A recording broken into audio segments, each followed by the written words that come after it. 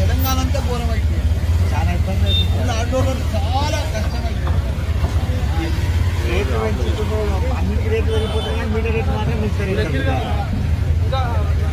ఇచ్చేదేదో 12,000 ఇస్తే మంచిగా ఖర్చులు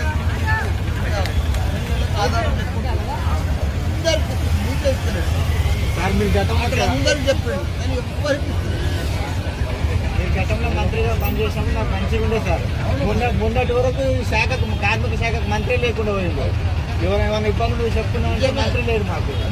కార్మికులకు కేసీఆర్ గారు భారతదేశంలో ఏ ప్రభుత్వం చేయలేదు. అవును సార్. మేము కేసీఆర్ కార్మికులకు అంత కరోనా వచ్చినప్పుడు కూడా కడుపులో పెట్టుకొని చూసింది కేసీఆర్. అవును సార్. అందరికి కూడా ఇన్సూరెన్స్ బ్రహ్మాండంగా మేము అడగక ముందే మాకు ఇన్సూరెన్స్ ఇచ్చింది సార్. 5 లక్షల ప్రమాద బీమా ఇచ్చిండు. ఇప్పుడు ఆ ఇన్సూరెన్స్ కనీసం రిమూవ్ కూడా చేసే పరిస్థితి ఉంది గవర్నమెంట్.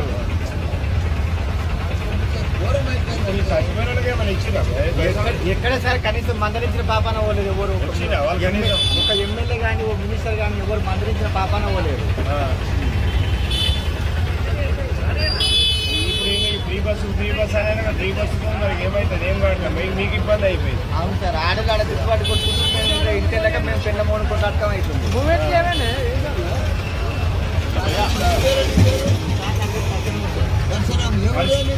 సార్ నాకు మాట్లాడు సార్ బస్సు వచ్చినా ఇన్నే ఉంటుంది సార్.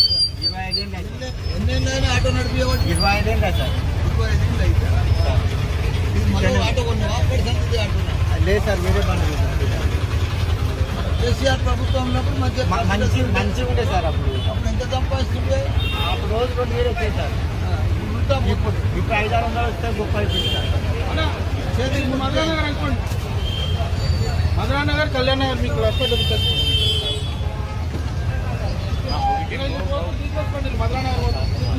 కాదు ఇప్పుడు 160 మంది ఆటో డ్రైవర్ కనీసం ఇస్తామన్న 12,000 ఇవ్వలేదు. 40 మంది చనిపోయారు.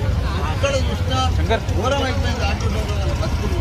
వాళ్ళకి ఇంత అన్యాయం ఏ దేశంలో ఈ కాంగ్రెస్ ప్రభుత్వం చేసినంత అన్యాయం ఆటో డ్రైవర్లకు ఎవ్వరు కూడా చేయలేదు ఇప్పటిదాకా.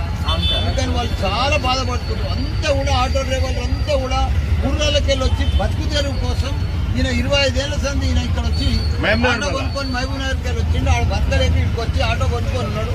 కేసీఆర్ ఉన్నప్పుడు 2,000 రూపాయలు వచ్చే రోజు ఇప్పుడు 500 కూడా వస్తలేవు. చేతికి పూర్తి అవుతుంది. పిల్లల ఫీజులు కట్టలేకపోతుంది. వాళ్ళ స్కూల్ కనిపించలేకపోతున్నారు.